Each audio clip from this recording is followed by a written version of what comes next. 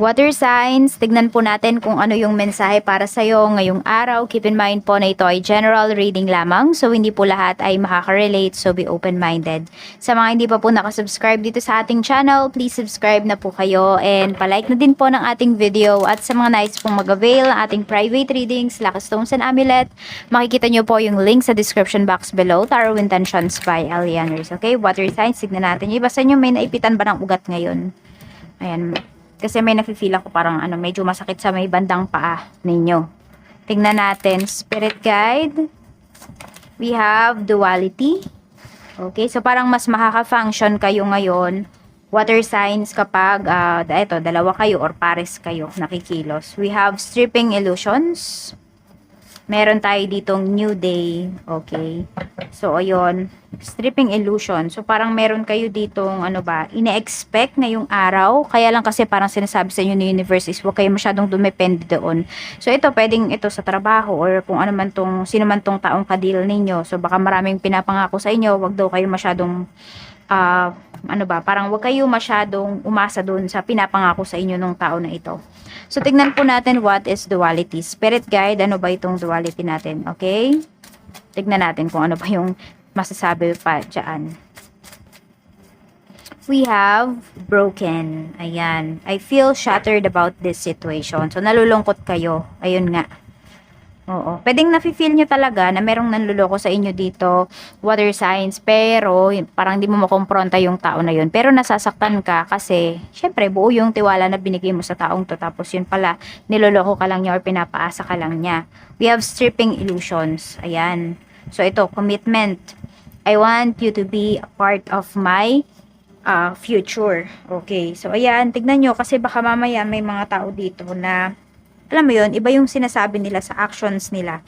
Kaya huwag ka basta-basta magtitiwala. Ayan po, yung iba sa inyo medyo affected yung inyong relationship ngayon. Oo, baka meron dito kakagaling nyo lang sa hiwalayan. Tignan po natin what is new day. We have self-love. Ayun. Tama, yung iba sa inyo magpo-focus nga kayo ngayon sa inyong sarili. So parang tama na muna ang pagpi-please ng ibang tao. Focus muna sa sarili. Focus sa mga commitments na parang pinabayaan po ninyo nung kayo ay nagkaroon ng love life. Ganyan, madami kayong bagay na parang nakaligtaan ninyo simula nung nagka-love life kayo. So siguro yung taong ka-deal ninyo or naka-deal ninyo is hindi talaga nakabuti sa inyo, water signs. So tignan natin kung ano pa yung mensahe para sa iyo.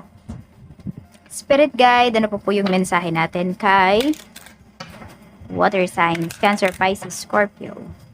Meron tayo ditong a blessing on your intuition. Ayan. So, nabo-broken heart yung iba sa inyo kasi sinasabi na pala ng inyong intuition, ng inyong gut feeling na, uy, wag kang tumuloy dyan. Pero yun, mas nangibabaw yung inyong emosyon. Parang awa din yung naramdaman ng iba sa inyo.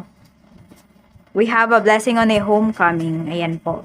So, meron dito, parang may nagpa-feel kasi sa'yo na parang hindi ka welcome, okay? Or ganito, parang may nagsasabi sa'yo na hindi, huwag ka munang umuwi, mag-ipon ka muna, etc. So, may nafe-feel ka na ganyan. Pero ang totoo, yung tao na yon is gustong-gusto ka naman talaga niyang makita, gustong-gusto ka niyang makasama.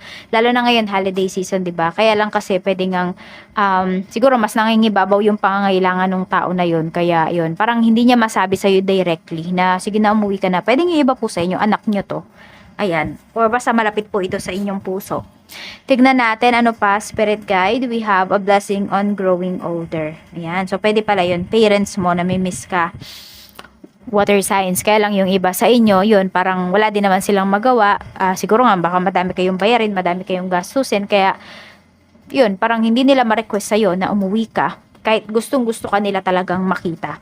So, tingnan natin kung ano pa po yung mensahe para sa'yo pagdating sa trabaho. Spirit guide, pagdating po sa trabaho, kamusta po si water signs, Cancer, Pisces, Scorpio, Sun, Moon, Rising, and Venus. Ayan. Meron yatang yung, ano ba yun, parang kainitang tapat, no?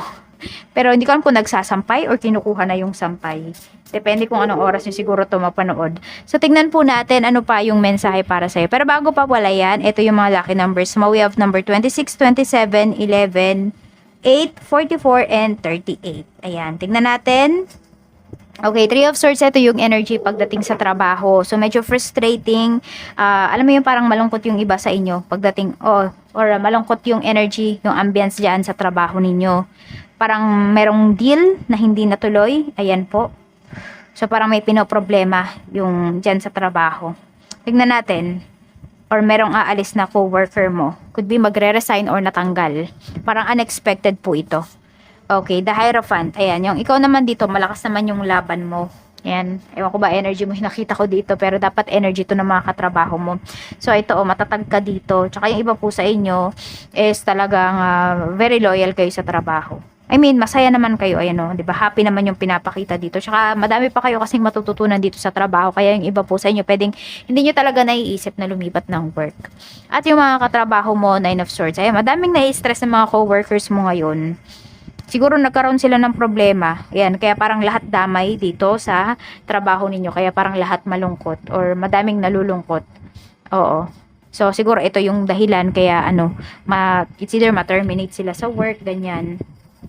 So, tignan natin pagdating naman po sa negosyo, if meron kayong negosyo.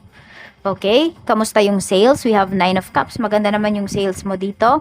Kasi 9 of Cups is dreams, parang wish fulfilled pala. Dreams are coming through. Ayan yun. So, kung meron kayo talagang mga ine-expect dito, at syempre, i-expect nyo talaga dapat na maganda yung ninyo ngayon, 'di ba? Yung sales ninyo. So, makukuha nyo po yan.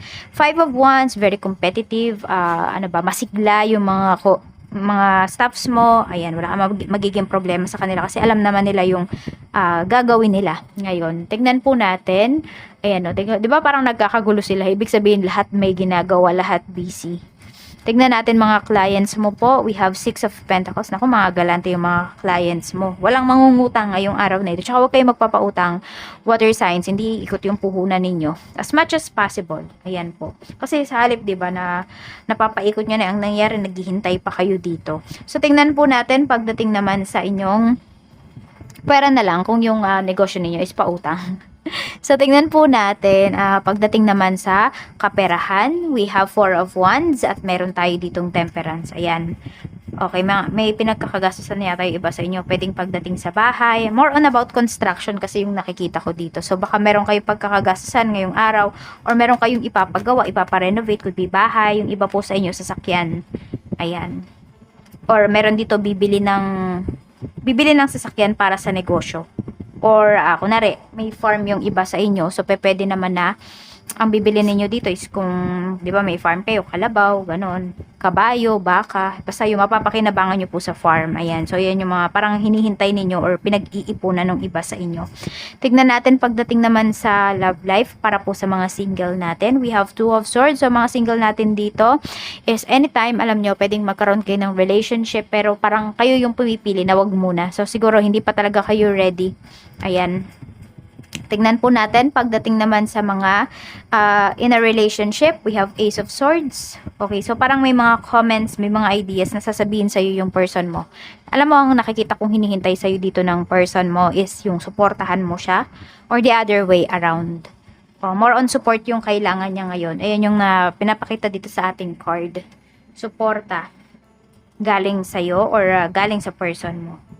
So, medyo may sagutan dito. Pero kasi siguro gusto niyo lang ipaliwanag yung nararamdaman ninyo. Kaya ganito. Kaya lang parang hindi maganda yung dating. Parang ikaw, yung sinasabi mo, hindi maganda yung tunog, yung dating sa person mo. At ganun din siya. Parang misinterpretation, ganun.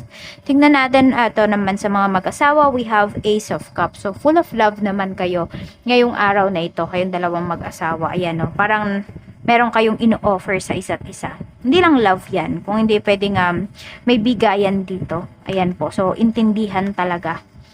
So, tingnan natin. Parang ito, meron kayong gagawin dapat ng asawa mo. Tapos, parang merong conflict sa kanyang schedule. Ganyan din niya nasabi sa'yo. Ikaw naman dito, okay lang, sige, gawin mo muna yung gagawin mo, etc. Alam mo yun, parang kailangan sabay niyo yung gagawin. Nandun yung parang iniintindi nyo talaga yung isa't isa. Give and take kayo dito ng asawa mo. So, maganda yung relationship ngayong araw. So, ayan lang po. Water signs, maraming salamat po. Mag-iingat kayo always. More blessings to come and enjoy the rest of your day. Bye-bye!